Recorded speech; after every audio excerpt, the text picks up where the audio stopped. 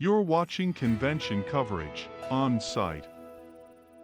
What I heard while you guys were signing autographs over in the pavilion was that you're very rambunctious. You're very, you have certain voices you guys like to do. So I'm going to just turn it over to Greg, and you can pass it down and fire off some voices. I hear there was also some karaoke going on at some point. So karaoke, there you go. Yeah, karaoke. You have to bring back the story of my deepest dishonor. We were at a con in New Braunfels, Texas, and he was like, "Michaela, you can't let me do karaoke this weekend. I did it last time, and my wife said I could never do it again." And I was like, I think you're fine. I think you are better than you think." And he was saying it perfectly, and we were all swaying in a kick line. It was incredible. I think I might have had a little less to drink. Yeah, that makes sense. That makes sense. Yeah, the more the wine, the less the on key. Yes, you. I think we all have to do a little karaoke. Oh gosh. Your choice. Well, oh dear. I did. Well, who listens to country music here? Anybody? Yeah, I was about to say it's normally like 5 people. So my go-to, it's just because it's fun and I feel like nobody else. It's a rare occasion, and so I usually sing it. It's called "Gunpowder and Lead" by Miranda Lambert. It's very, very intense. Yeah. I'm Olivia Hack. I play Ty Lee. And I also play, oh my God, is that a My Melody pillow back there? I love My Melody. Sorry. Distracted, ADD. So I play Ty Lee. I play Katuni in Clone Wars. I play Jose in Persona 5. Other stuff. I don't know. Care Bears, all sorts of stuff. But yeah, so that's that. Yeah, I realized we totally didn't say our names or do any of that.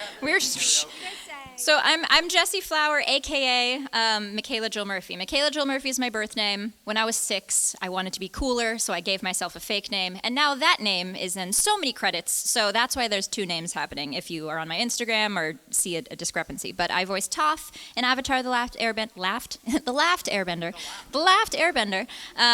Along with Young Franny in Meet the Robinsons, which just had its 15-year little reunion anniversary, and Chaka in Kronk's New Groove and The Emperor's New School, Nase in Platinum End, that's a recent dub that I've done. Yeah, who are you? I'm Greg Baldwin. I'm Uncle Iroh in Avatar.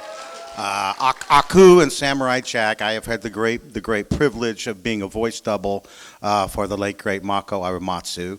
I also voiced several characters in Clone Wars, my favorite being Jedi Master Terra Sinube, because he's a Jedi Master.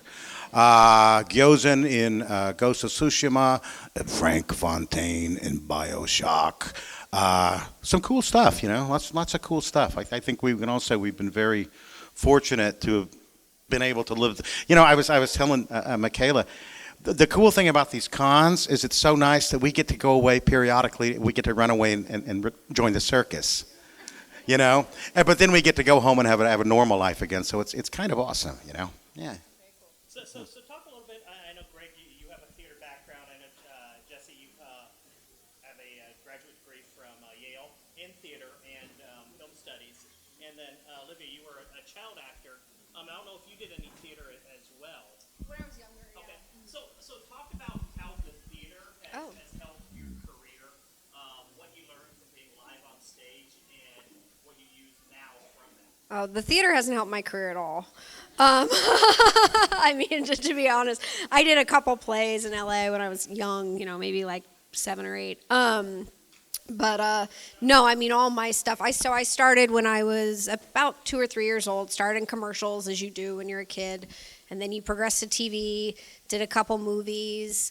I did Hey Arnold, that cartoon show when I was, I know, Hey Arnold's the best. I started doing that when I was 11 or 12. But yeah, as far as theater, I don't know. I mean, whatever. But it was your start, though. I mean, obviously, also being a commercial actor. Yeah. Did you take anything from those early parts of theater? No.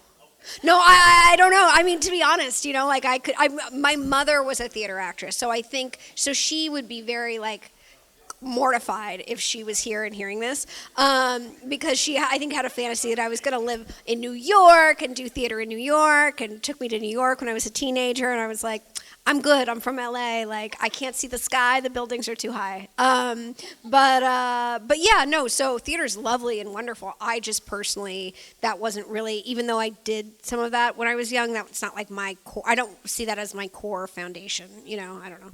Yeah. It's funny because I think your Hey Arnold was then my avatar because we were both 12. That was our, yeah. So funny.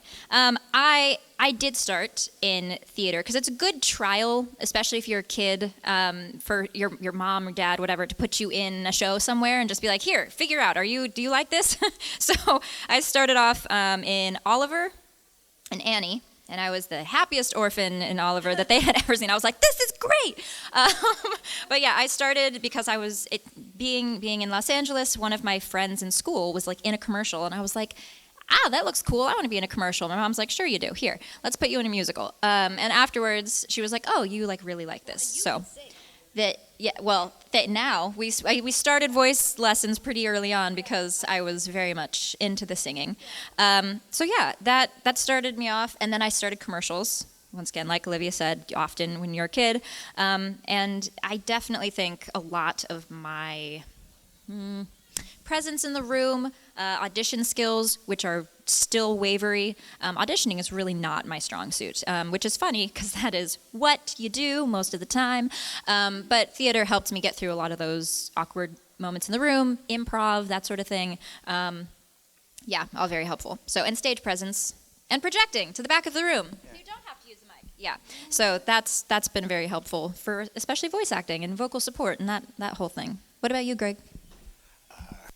I still like to go back and do theater every 5 years or so. I haven't, in more because there was this little thing that sort of interrupted theater, sort of, everywhere. So, but I would love to go back and do it again. I like the immediacy of theater, how you can't fix it in post. And it really is a team sport. I miss the company of actors, and when you're in a play with actors, it is sort of like a team. You all are pursuing the same goal. I think people often say, well, how do you become a voice actor? And the best answer to give them is act, be an actor. And the best place to start acting, I think, is probably local community theater, taking classes. I think that is a really good start. And for me, the theater, I absolutely adore the theater. I've loved musicals since I was a kid. I still do. And my love of musicals there's a direct correlation to me sitting here today had I not loved musicals. What story is this? You've never, listen up, you've never heard this story before. I will. It was 1970, and I was 10 years old. My parents took my brother and I to see a film called Scrooge. It was a musical starring Albert Finney. It's a Christmas Carol. I had never seen anything like, I don't know, for a 10-year-old boy, I was just so moved by this experience that you could literally delineate my life from before and after. The moment I saw that film, there was no question as to what I wanted to do with my life. I want to be an actor. I want to make other people feel the way this movie just made me feel, which led to my love of musicals. And my parents would, every year for Christmas and my birthday, would give me record albums from whatever the popular musicals were on Broadway at the time. And in 1977, for my 17th birthday, gave me a record album to a musical called Pacific Overtures.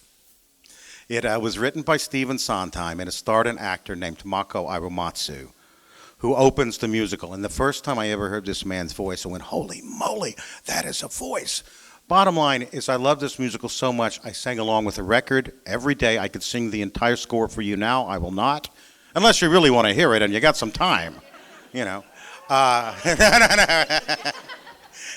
And flash forward to 2006, Mako passes away, and unbeknownst to me, I have been working on a Mako impression for 30 years. And so I love it just because it shows how incredibly random life is.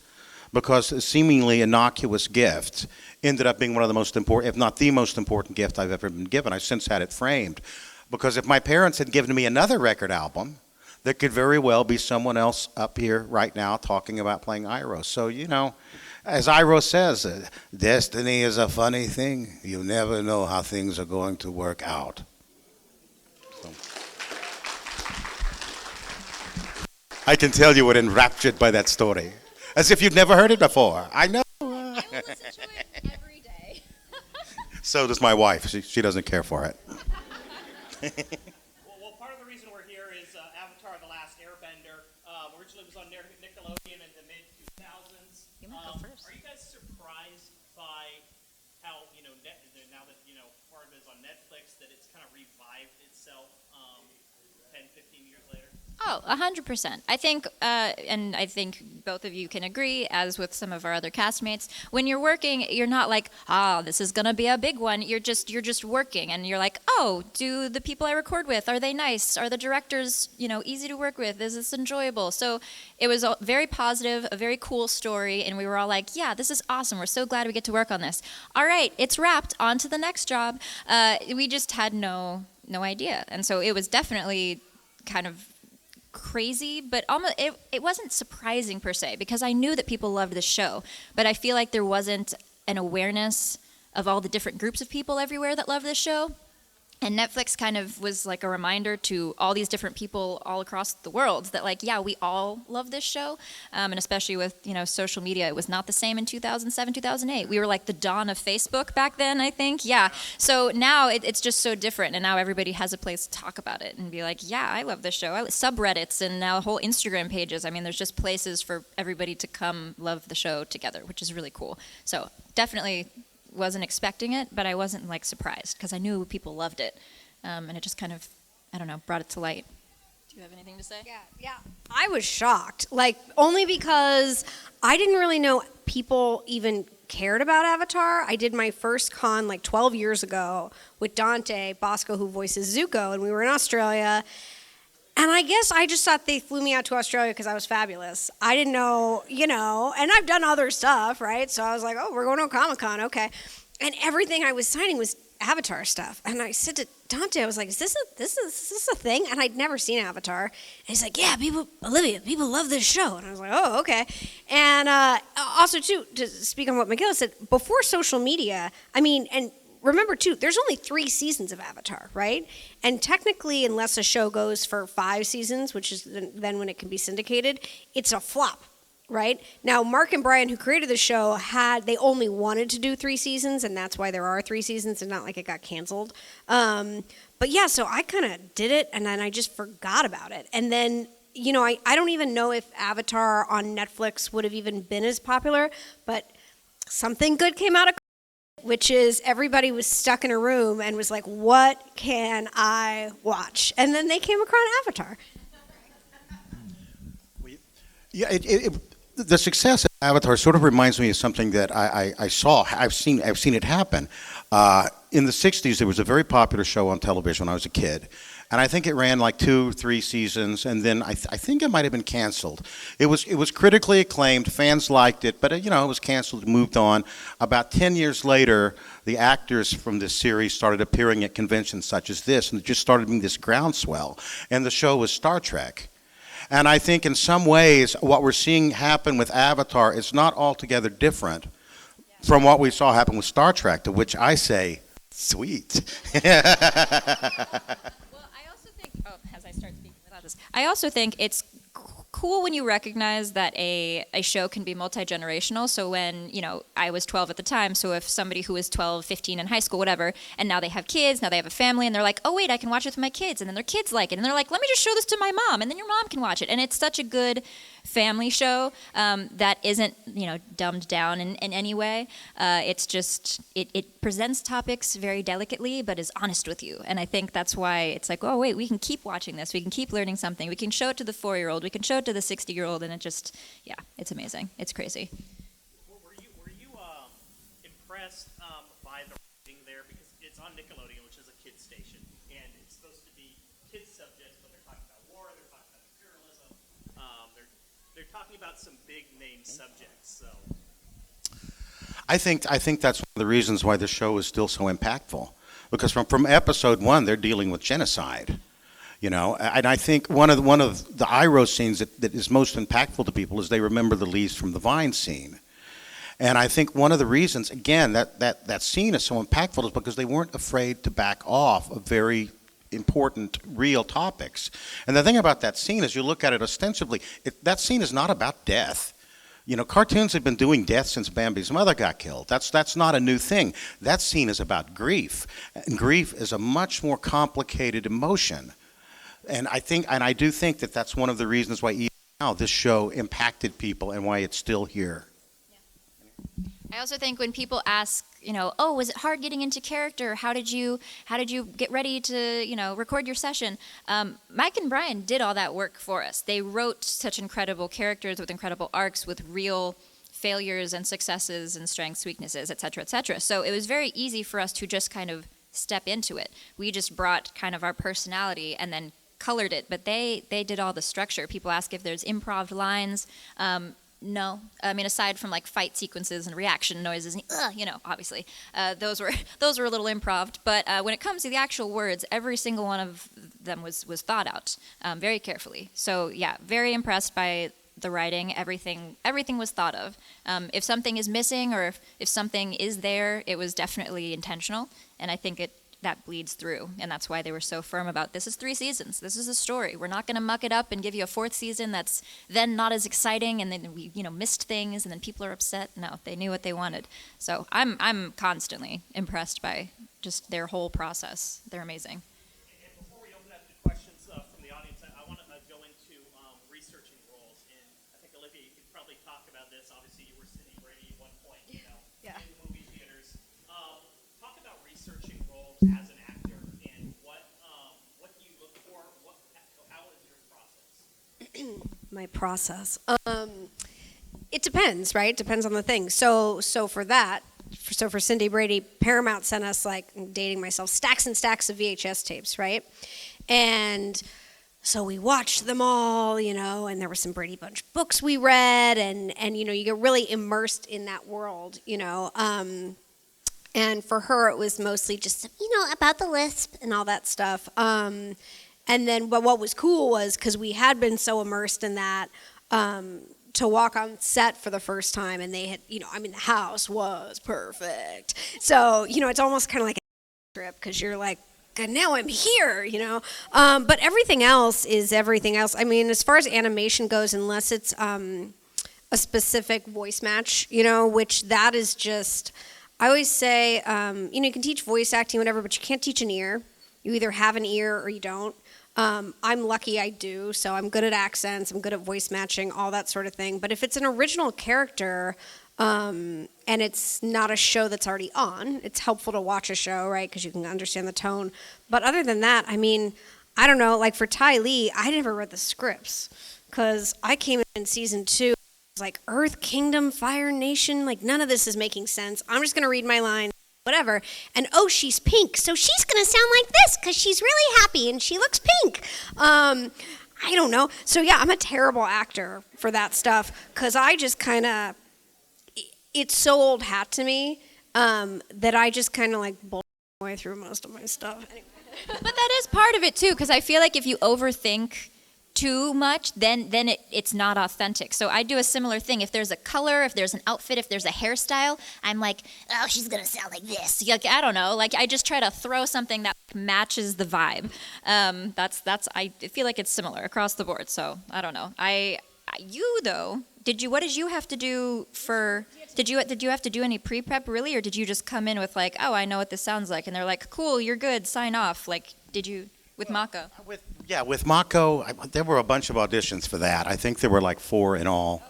And the first one was just a regular. My agent sent me the audition. I recorded it in my office. I was working at Disney at the time, sent it back. And then the day where I got the call back from my agent that said, your next #1 pick and they want to meet you in person, was about an hour after Disney had laid me off. So that was, I'll always remember. But yeah, that was a very particular sort of role, which has always been, for me, the tightrope that I walk, because not only do I need to honor this iconic character, but I have to honor the iconic actor who voiced the iconic character. So not only do I have the writer's words to think about, but I have Mako Aramatsu himself, talking to me. So although, no, he doesn't really talk to me. Sometimes he does, but It depends. He talks to me when I'm tweeting. Actually, that's Iro that talks to me when I'm tweeting. I'll hear Iro over here on one shoulder, going, Greg, do you really want to put that out into the universe? And Aku's over here going, don't be a coward, hit sand, you fool. So, But yeah, that was, if it's just a regular, not where I'm being asked to specifically voice match something. And my friend Jeff Bennett gave me this tip a long time ago. I went to school with Jeff, and believe me, you've heard Jeff's voice in a lot of things. He was Johnny Bravo. This guy is like a real A-list voice actor. And he said, sometimes it's best just to start off with an impression of someone. And that you can find your own role, but that's a good starting place. And for myself, I played a role in the Clone Wars called Terra Sanube. And Terra Sanube is a very old Jedi, and he sounds like this. But if you go back and you watch the first 2 Harry Potter movies and listen to Richard Harris as Dumbledore, you'll realize what I'm actually doing there.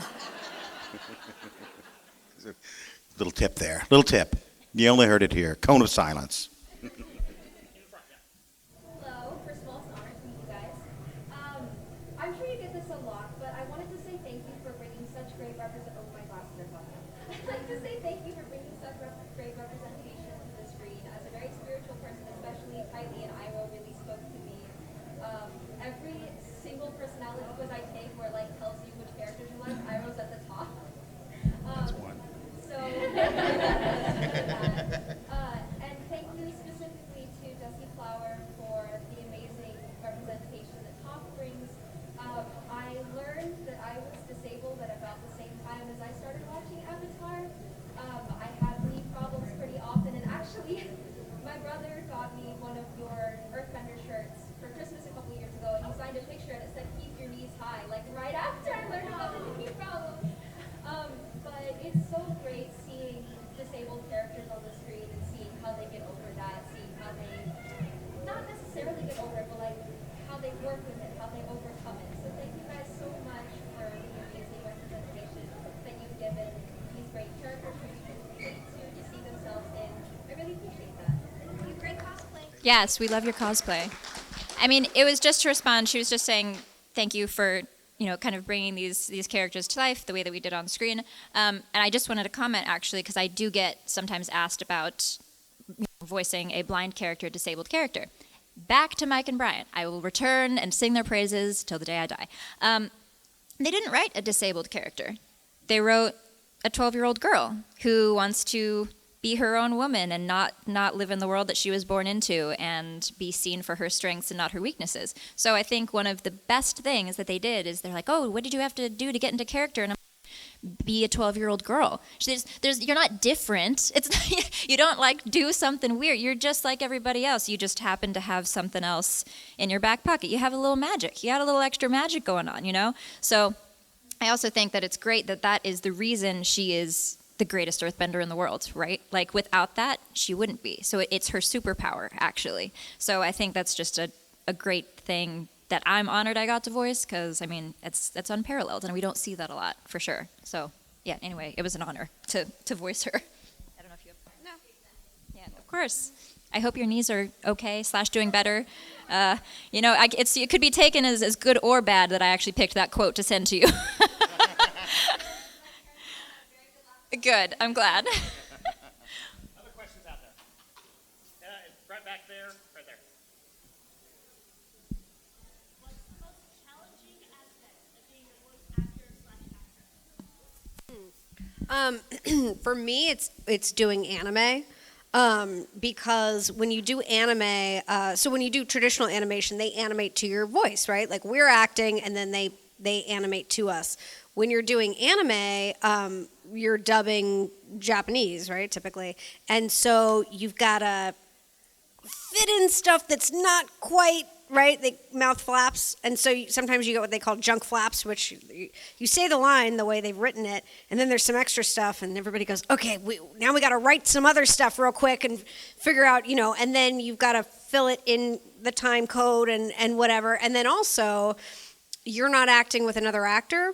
So my anime performances are my least favorite because I see them back and I go, if if I had known the line before was going to be delivered that way, I wouldn't have said it this way. And sometimes you have to say things really fast to fit it in there, or you have to stretch things out really long, right? So it's anime for me. I mean, I like doing it. I love doing it, but that's the most challenging where I'm like, ooh, because I got to use my brain. You know, it's more, no, I mean, it's more technical. It's not just like I'm acting from my gut. I have to be like more technical about it. I feel you on that with the anime. Also, if you see, I can't tell. I always feel like it's very obvious when I'm shivering. I get cold so easily. So if I'm like vibrating, it's just because of the breeze, because I am a wimp. For me, the hardest thing is actually, I mentioned this already, auditioning. The first... I'm sorry. I was raised in the South. I'm sorry, man. Thank you. I swear, I I think just, yeah, this is good. This is good. I'm just going to live in here now.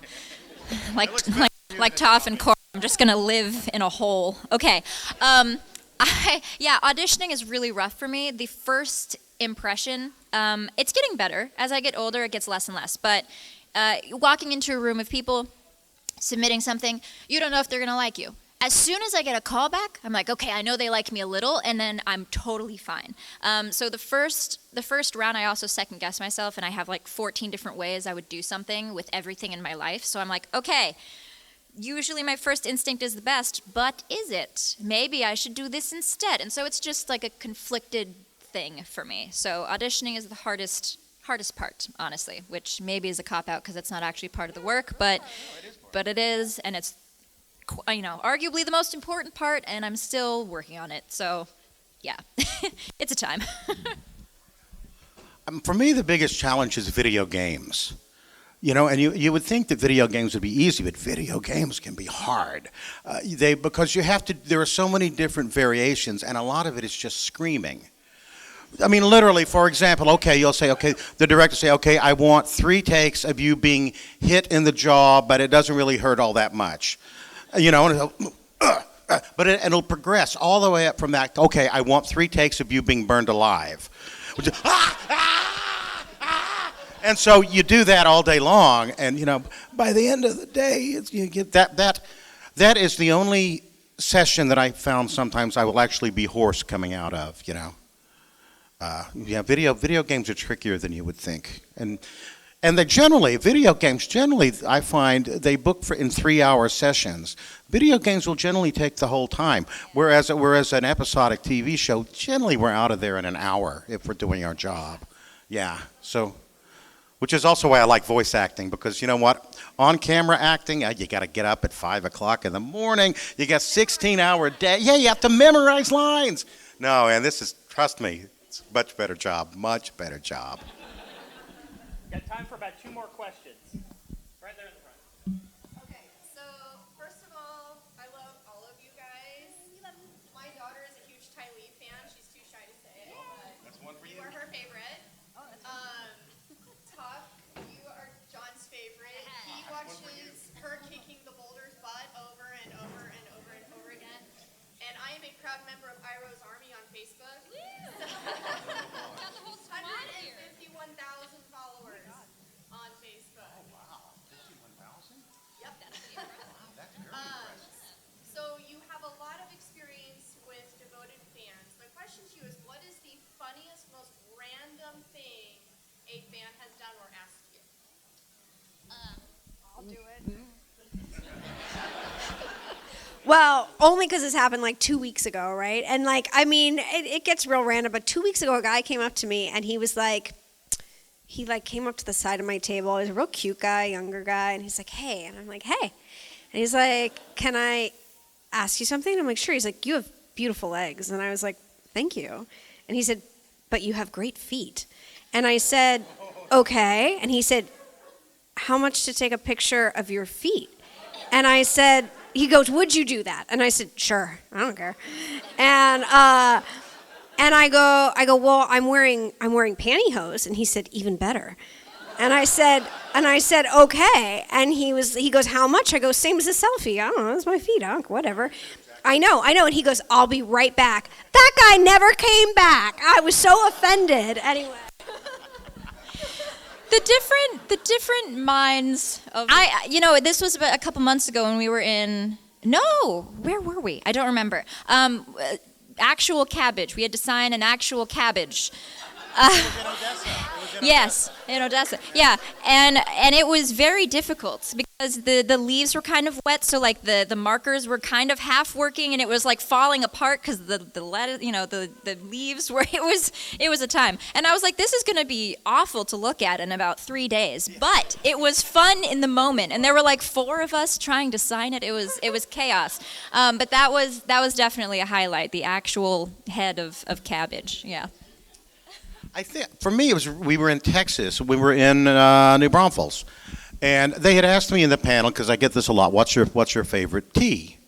And I always say, I hate to burst your bubble, but I don't drink a lot of tea. I was raised in Texas. My parents were Texans, so I grew up drinking sweet tea. I like sweet tea, and now and again, I'm not opposed to a Long Island tea. And so I did the panel, and I'm back at my table, and these lovely people come with this bucket of iced sweet tea. A bucket, but no straw. So literally, there's pictures of me holding this bucket, and it was delicious tea, too. It was good. It was good. Yeah, that was one of the coolest things. I kept the bucket. I did clean it out, though, Yeah. Well, right up here, and then we're out of time. Go ahead. What was your favorite time in the storyline of Avatar: Last Airbender? While recording or just in the storyline? Okay.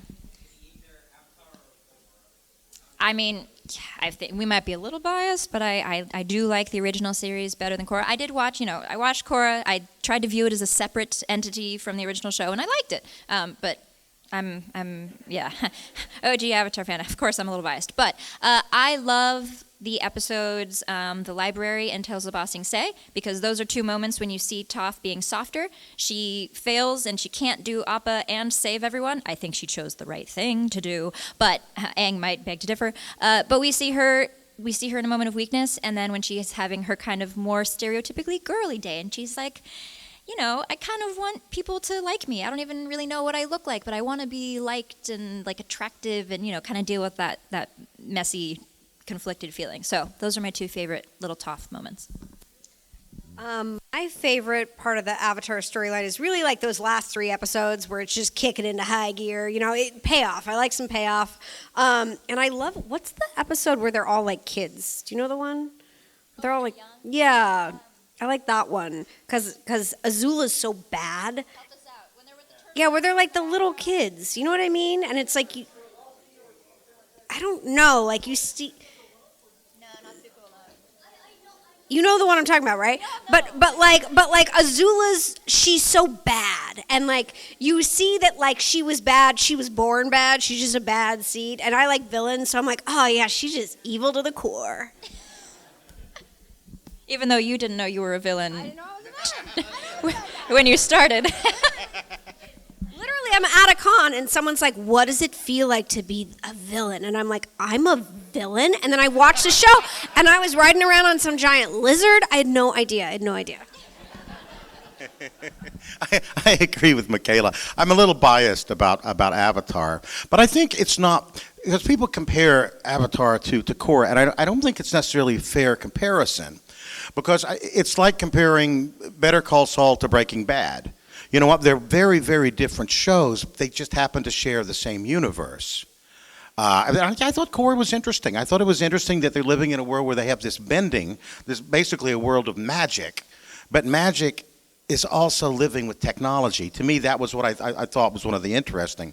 But as far as my favorite episodes, Tales from Ba Sing Se, and I think it's the next to last episode where Zuko comes into the tent. I think it's Sozin's Comet Part 1, I do believe. That gets me every time. I knew it was a beautiful scene when I recorded it, but when it came back animated and you see the tears coming out of their eyes while they're hugging, it's like, wow, this show is something special, Truly.